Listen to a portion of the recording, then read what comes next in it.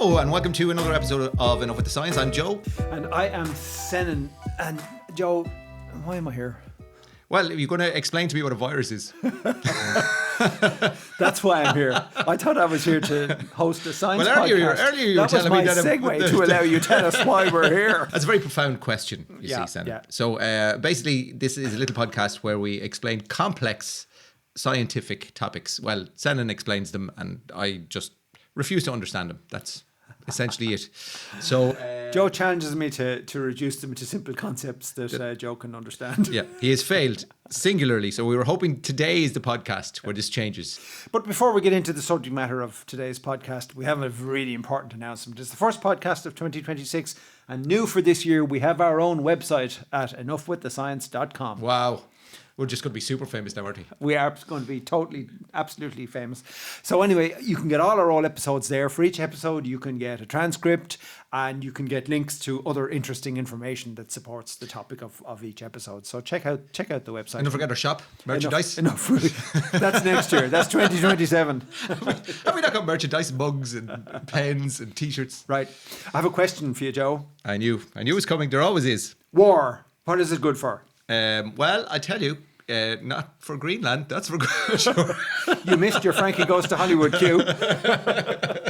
Absolutely nothing said again. There you go. Correct. And we're here today to talk about probably the most pervasive war on this planet. It's been going on for millions of years.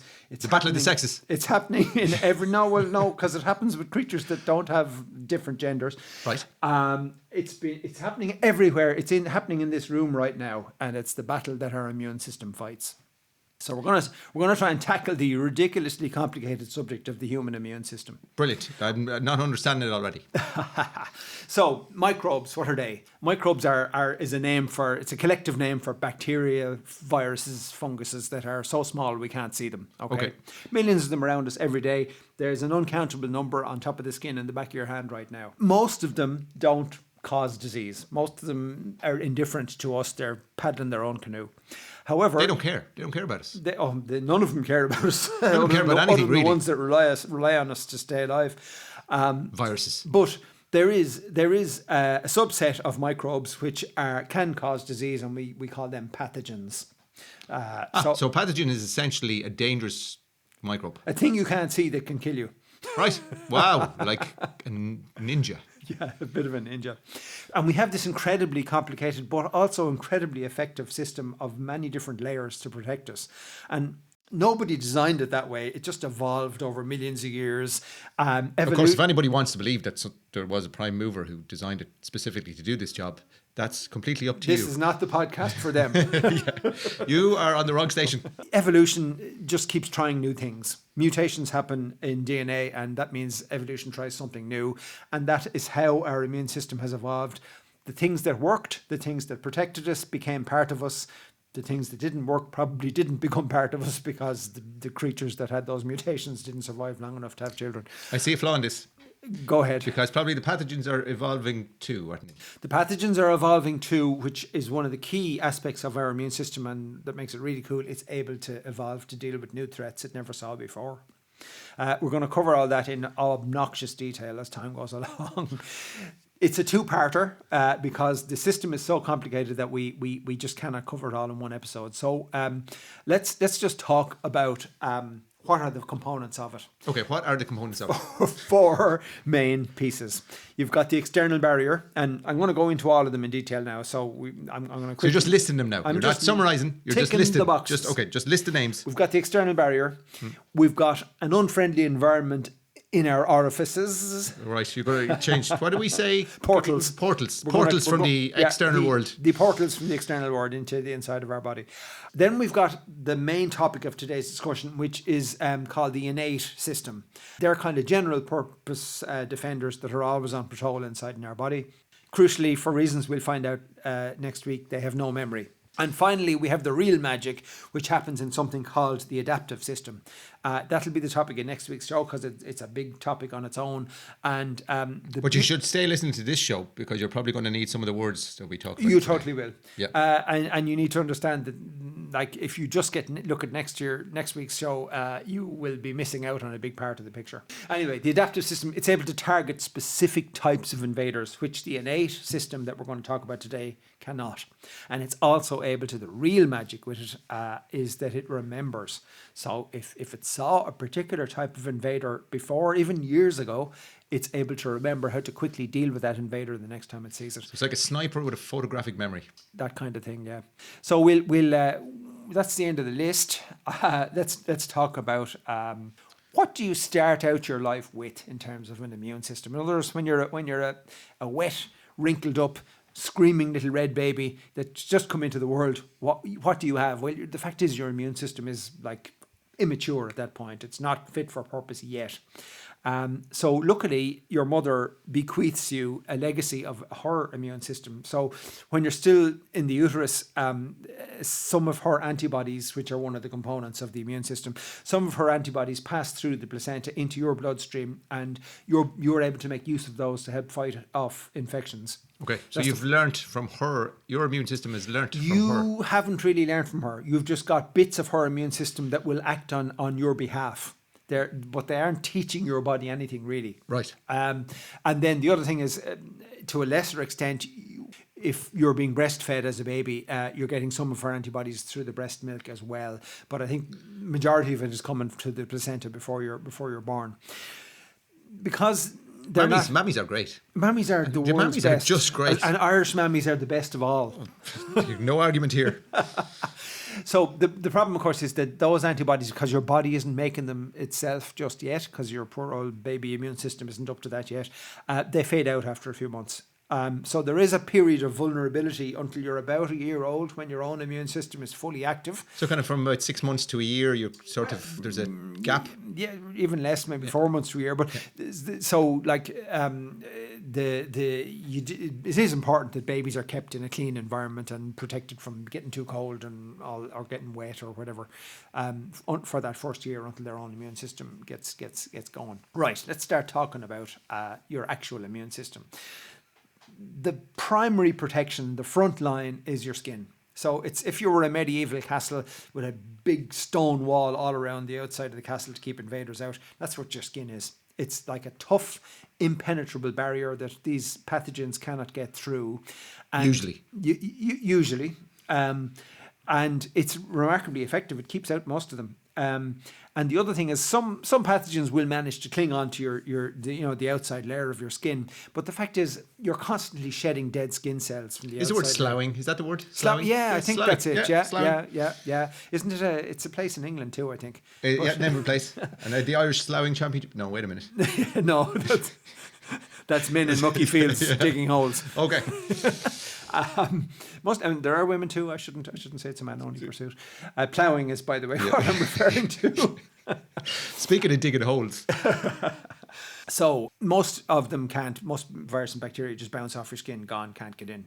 However, of course, we do have the aforementioned portals, like your mouth, your nose, your eyes, your ears, and other places further south. And those, of course, are not covered in skin, so nasty things can get inside. So the inner areas like your throat, your lungs, your nostrils, your eyes, they have mucous membranes. So you remember we did that fantastic show about mucus and so Who could forget? Who could forget all the goo? So there's this thick layer of this goo on the inside of your lungs and your throat and so on. And the bugs get bogged down. They get stuck in this stuff. And then underneath that, on the surface of the skin, I don't know if skin is the right word for it, on the lining of your throat and your lungs, is these tiny microscopic hairs, a field full of them, like a field of wheat, and they're beating over and back in a rhythm. And that's like a conveyor belt that gradually moves that mucus up and out of your body. It's not, yeah. And it carries the stuck bugs with it. So it's like a conveyor belt of flypaper. So that's how the orifice is. Then of course there's another orifice somewhere else that leads into portal, external portal, yes, that leads into your gut. And inside in your gut there are an awful lot of pathogens. They're like, it's mostly pathogens in there. But all of those have come from the outside originally. They got in from now. they got in from the outside and got established. And it's a lovely environment for them in there. Like, there's loads of food. It's nice and warm. It's nice and moist. So yeah, they reproduce like mad in there, and a lot of them are useful. Like, they're not all pathogens. A lot of the microbiome, as it's known, is useful to your body. And it's not likely to make us sick, but there are some things like E. coli in there that could make us sick. So the lining of your gut is a bit like your skin. It's really dense, tightly packed cells that the pathogens can't get in through, and it's covered in a thick layer of mucus. And the other thing is that, a bit like your skin, it's constantly shedding dead cells off its top layer the whole time. So even if some bugs do manage to latch onto it, they fall off when the dead cells are being shed. So you've got this great system inside. And you excrete them. Yeah, you excrete them, yeah, eventually, yeah. But I mean, I can't remember the percentage, but there is a significant percentage, like could be 30 or 40% of the bulk of your feces are dead bacteria. Right. It's shocking, yeah. And only you know that. Well, no, there are other people that know it too, but not many. Tears and saliva, another form of defense. They're not just water. They contain enzymes that actively attack bacteria. I love this. I love this idea. Tears, like kind of you're hacking through the middle of the Amazonian rainforest, and someone accidentally hacks into your leg with a machete, and you're miles from a hospital, and all you got to do is cry into your own wound. Well, you'll be crying, that's for sure. So you might as well have the presence of mind to let it drip into the wound and see what happens. Cry! Like, I mean, if you could cry at will, you could do that.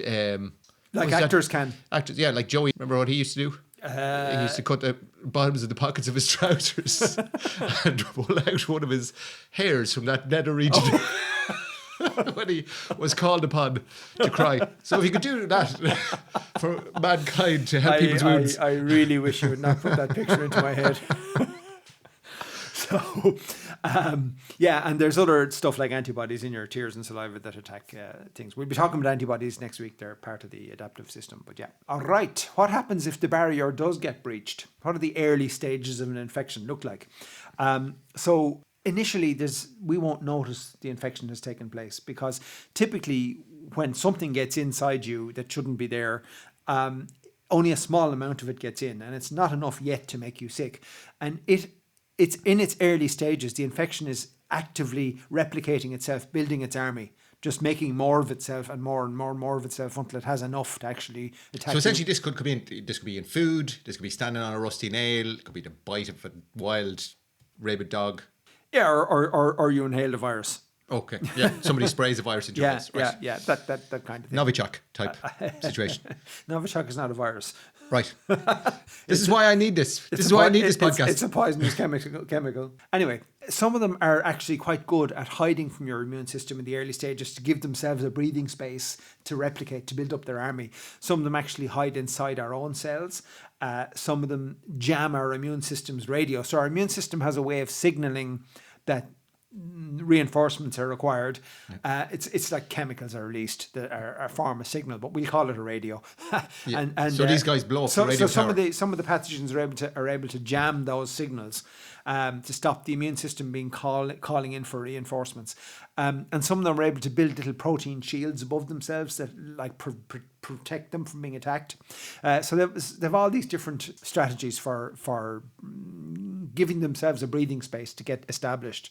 However, our innate immune system, which is the subject of today's podcast, is always there waiting, and it does kick into action fairly quickly within hours of invaders coming in. And lots of invaders will never survive that initial period because our innate immune system, we're going to talk about the details of it now in a moment, just swings into action so fast that it kills them before they can build up their army.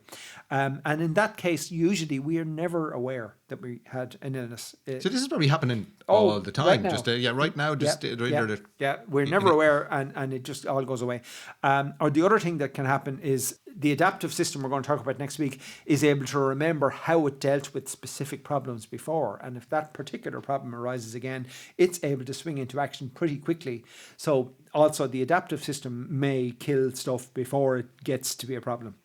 And really, we only start to feel sick when either the invader has built a big enough army that he has spread around your body and is starting to cause problems, or your immune system has ramped up its own response so strongly that the actual side effect of your immune response is starting to make you feel sick. So the symptoms are from your own response to the invader.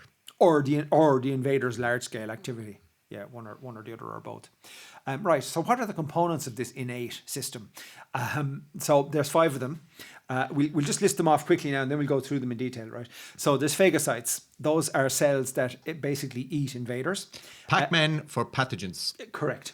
There's something called the inflammatory response, which is the hot, red, swelling thing that you often experience. There are what's called complementary proteins in your blood, which help the immune system on its way. There's the wonderfully named natural killer cells, believe it or not. I'm looking forward to them. That's the official name, believe it or not. And then there's my personal favourite name, because of I like things that sound sciencey. There's the interferon proteins. Which basically are like warning. That's Doctor Who. That's a Doctor Who sciencey made up name. Interferons. We'll find out later what they're called that. Right, let's go back to the first one, the phagocytes, the eating cells. There's two kinds, of course, because nothing is simple with the immune system. So one kind is the neutrophils. They're the most numerous type of phagocyte, the most numerous type of eating cell. They only live for a day or two, these things. So they naturally break down in your system if they haven't kicked into action within that day or two. So your system is continuously making thousands and thousands of these things, like a deluge of them in your system the whole time. They're the frontline infantry. They're like kamikaze fighters. When a neutrophil kills a bacteria, for example, the neutrophil dies as well. So they're like one-shot wonder, but they're. It's like you've only given them a grenade. That's it. That's all they've got. We've got a grenade. You got to use it. That's it. So if you get a cut that gets infected and you notice pus coming out of it, a large proportion of what's in that pus is dead neutrophils, because they're like the frontline attackers, and they're white. So if the pus is very pale coloured, it's almost all neutrophils. And the other stuff that's in it typically will be dead invaders, like dead bacteria or dead fungi or something. But if it's green, you've got gangrene and you should go to the hospital. Yeah. I mean, obviously it's an indicator that a cut is infected if pus is coming out of it, but it's also an indicator that your immune system is fighting.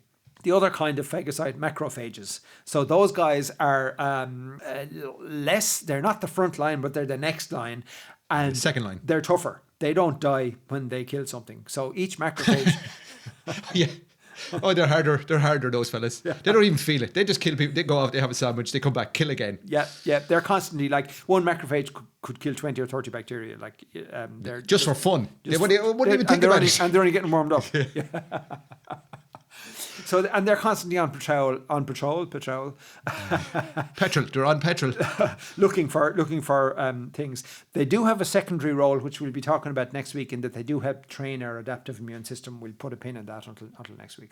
So how do these phagocytes, these macrophages and neutrophils, how do they identify targets? I mean, they ask them. We don't want them. Excuse me, are you a pathogen? Because we all know that all pathogens are pathologically incapable of lying. Right. A bit like that's where the word pathologically comes from. I don't know if you've seen Pluribus, but no. The infected citizens of the hive mind are incapable of lying, which is one of the key aspects of the plot of the show. Anyway, I digressed a bit there. Yeah, absolutely. Got to reel them back in now. Right, how do they identify their targets so that they don't start killing the good guys? So it's all about chemical binding. So all of these little beasties that are running around in our body have particular chemical structure on the outside. It's like, think of it as a signature. And it's like a key going into a lock. The phagocytes have certain structures on them that are able to fit onto or stick. Velcro. Yeah, there are like two Velcro. sides of Velcro. Yeah. So have you got the right type of Velcro or yeah, the wrong type of Velcro? That's it, yeah. When you've got the right type of Velcro, your macrophage sticks to that and kills that thing. Right. So that's the surface of the bacteria or fungi or whatever. But the other thing is viruses have particular DNA patterns that these phagocytes can identify also. So there are common DNA patterns that would be in a virus that wouldn't be in a healthy cell that they can identify and sometimes latch onto viruses.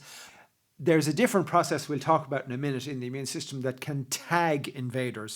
So they don't kill the invaders initially. They like put a tag on them saying he's a bad guy. This is Mission Impossible again. So yeah, you the spray the macrophages- stuff yeah. into your hair. Oh, Put yeah, on special yeah. glasses, and you see the purple hair going up the stairs. That's the guy you That's want. the suspect. Yeah. So the macrophages are able to identify the tagged ones and use the tag as a way of finding things to kill.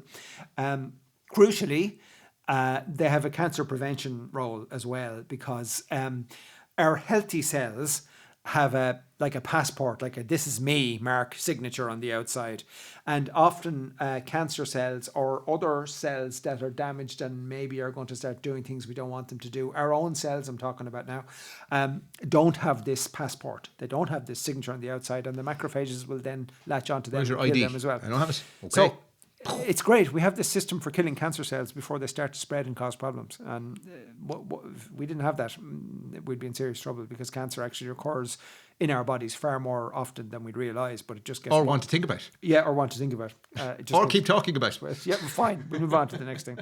Damaged cells release alarm signals, chemicals, and the macrophages are able to detect those, and it draws more of them into the area around the damaged cells. How do they eat the invaders? So they extend what are known as pseudopods. Basically, You just love this bit. This is Doctor Who stuff again. basically tentacles. Yeah. And they surround the thing they want to eat in tentacles until it's completely encapsulated, and they draw it inside their body in a kind of a container or a capsule, and then they flood the capsule with acid and bleach, and it just basically dissolves the I invader. love the bleach. Where do you get the bleach from? Yeah, The so acid. it's- Was the acid not enough? No, obviously not. Put in some bleach there. yeah. I suppose different creatures need different chemicals to dissolve them. That's how they kill them. Right. Wow. Let's move on to the inflammatory response. So some people think it's like a side effect, being sick, that you get swollen and red and maybe hot and all that. But actually, it's a fundamental component of the immune system response. So the symptoms are from trying to fix the problem a lot of the time. Yeah, oh yeah, that aspect of the symptoms are, Yeah. they are. So if we take the case of a cut that gets infected, the damaged cells release chemicals into the bloodstream called cytokines, and those are essentially what triggers this inflammatory response. They have a couple of roles. Number one, they're like a distress signal. So they travel out through the bloodstream away from the area that's damaged, and they essentially notify the immune system, like the macrophages we spoke about a moment ago and the neutrophils, to come to this area. So they're like an alarm bell going off, drawing in the troops. But the other thing they do, which is more connected with the inflammatory response, is they cause the blood vessels in the area around the infection to widen. So it's like, say the blood vessel is normally a 2-lane motorway, well, they turn it into a 4-lane motorway so that the army, the defending army can get there quicker. Right. So, and the problem with that, of course, is when the defending army comes along on the motorway, when they reach the area where the infection is, they need to be able to find an exit off the motorway so they can start fighting. And that's the other thing that these cytokine chemicals do. They make the blood vessels leaky in the area of the infection. So fluid leaks out and kind of floods the area around the cells that are infected, and that's what causes the swelling. But that also is what allows the neutrophils and the macrophages to escape from the bloodstream into the infected area and attack the invaders. Right. So yeah, it's pretty cool that inflammatory response is facilitating the defenders to get to where they need to be. However, it's like a lot of these things, a double-edged sword. There's not, you can get too much of a good thing. And if the inflammatory response becomes hyperactive and just everything gets super inflamed, it can actually stop the normal processes of your body from functioning properly. And that was one of the hallmarks of COVID. A lot of the people who died or got seriously ill from COVID, it was because the inflammatory response caused by the COVID just ran away, just became ridiculously over the top and stopped their own body from working properly. So it's a double-edged And that sword. but that was because of what COVID was. Obviously, it didn't know, like it overreacted to this whatever. specific... There was some aspect of COVID that of the way COVID acted inside our bodies that made our inflammatory system just go into overdrive. But it didn't happen to everybody. Some that was one of the weird things about COVID, is that some people had a very mild or relatively mild infection, and other people really made them terribly sick. Yeah. So, didn't happen to everybody. That's the inflammatory response. Right, the next piece of the innate immune system is what we call the complementary system. So this is a group of about 30 proteins that are always present. 30 types? 30 types of, 30 types, not 30 cells, 30 types. that are really just big protein. They're the size of a tennis ball. I should correct myself there. Of course, a protein is not a cell. It's just a complicated, folded up, squished up chemical. But 30 different types are floating around in our blood all of the time, usually just doing nothing. But then they're able to, a bit like the way the macrophages I mentioned earlier work, they're able to identify a bacteria based on latching onto a certain structure on its outside, detecting a certain structure exists. And when that happens, it causes a cascade of activating. So if one of these proteins latches onto a bacteria, it essentially cascades the reaction out to the other proteins and activates them. And suddenly they start taking an active role. They do stuff like punching holes in the cell walls of bacteria. They do a cool thing called opsonization, which is a very complicated word for tagging. Okay, they tag them. Yeah, they tag the invaders so that the macrophages we spoke about earlier can identify them and come along and eat them. And they also have a role in triggering some more inflammation, which helps more immune cells to reach the infected area. Right, onto the cool natural killer cells. This really is, though. I mean, you can see that it was in the lab. It was like 5 to 5 on a Friday of a holiday weekend, and someone said, we need a name for these. What's the Latin for whatever? I go, no, not doing it. Natural killer cells, that's going to do. The NK cells. Yeah, they didn't put a whole pile of thought into it, in fairness. I would have preferred if they had some really cool, long, scientific sounding names. But somebody would love to be like have them named after them, surely. I'm sure. Oh, they're Senin cells. Oh yeah, they're the mean ones. They're the Smith and Jones special cells. ops. Anyway, they're called natural killer cells because most of the other components of the immune system need some kind of a triggering action to activate them. They're kind of semi-dormant until something triggers them. Not these fellas. These are the psychopaths. Yes, absolutely. They're just walking around looking for a fight all the time. These guys are walking around with an AK-47 in one Yeah. hand and a machete in the other. Good. Are you looking at me? Are you me? Come on, you. So they don't need any priming. As soon as they find something that they regard as a target, that's it. It's over. So how do they identify their targets? So I think I alluded to this earlier. Healthy cells in our body have this kind of passport, this signature on the outside that says, this is me, don't kill me. Yeah. And basically, if one of these natural killer or NK cells, they're sometimes called, if one of these NK cells finds another cell which does not have the signature, that's it. Sorry, your passport's out of date. Yeah. So they also have a role, obviously, in killing cancerous cells, but a lot of what they kill would be invaders, bacteria, and the likes. How do they kill? So they basically tell the cell to kill itself. I'm not even going to hurt you. You're going to hurt yourself. Yeah. I'm going to talk to you, and you're going to do stuff to yourself. Another fantastic scientific word, apoptosis. Okay. It means programmed cell death. So it essentially means it triggers the instructions in the cell for how to kill itself in a nice, polite way. So it's a nice, clean death. It doesn't cause any problems. It just dissolves into its component parts. You've no friends. You've no friends. What do you go on, kill yourself. So it's just these granules it injects that basically triggers this self-death thing. And that's actually all of our cells sooner or later have to die by this programmed cell death. That's just the natural cycle. Cells don't last forever. And one of the components of some kinds or key attributes of some kinds of cancer is that mechanism is turned off in those cells. So they don't have the off switch that every other cell should have for the end of its life. And they just keep growing or keep multiplying or whatever when they shouldn't. All right. The last component is the interferons. Doctor Who. It is the Doctor Who term. What was that? That kid's toy, Transformers. Yes. I feel like this could have been one of the Transformers. This is next Christmas. You're going to have a whole series of interferons for sale on our website. Branded with enough of the science, with our gobs on the front of it. So what are they? They're actually not cells. They're proteins. So now we get to talk about viruses. And what viruses do, How much do you know about viruses, Joe? I'm not going down that road again. We had a conversation about viruses earlier on, and they're not alive, but they just program other people to do the stuff that they want. I don't get it. It's like some weird. Yeah. So a virus is not, in my view anyway, alive in the way that we regard a bacteria or a fungus to be alive, or a person for that matter. Like, they're just a set of instructions for how to make more viruses. That's it. And like an injector mechanism for putting those instructions into one of our cells. So what they basically do is they hijack the machinery we have in our cells for making things to use their program instead of our program to make copies of them.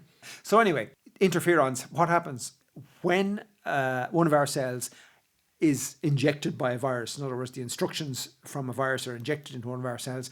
Our cell will release these chemicals called interferons. They're called that because they interfere with viruses. So again, that was one of those 5 to 5 names. What do we call them? What do they do? They interfere.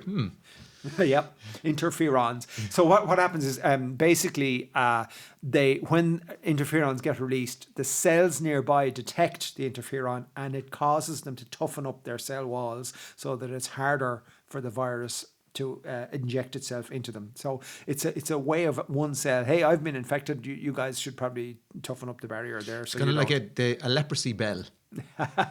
Ding ding ding ding ding. Yeah. Get away from me. Yep. So that's the last component of the leprosy bell. Not quite, because it's not warning the other cells to go away. It's warning the other cells to toughen up because they're going to get attacked. Okay. Yeah. So it's like a motivational leprosy bell. Kind of, lads, come on, let's get on with it. I'll give you that. So that's kind of the story of the innate immune system. Now, the interesting thing about it is there's no way of remembering how it fought a particular battle. So if it successfully defended your body and killed off a particular invader, next week if that invader comes along again, it'll do all the things it did without skipping over the stuff it didn't need to do. Right. You know what I mean? So go straight to the last thing that worked rather than like trying the last thing that worked first. Yeah. So it has no memory of how it fought battles in the past. So it takes the hard road all the time. It goes the long road to solving the problem all the time because that's the only way it knows.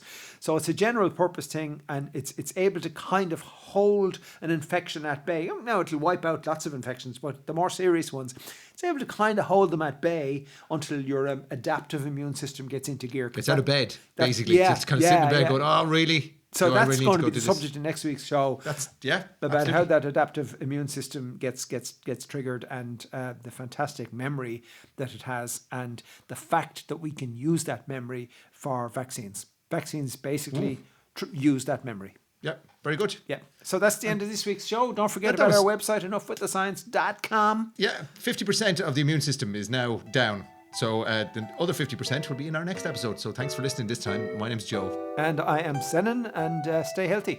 Okay, that's enough with the science this week. Take care.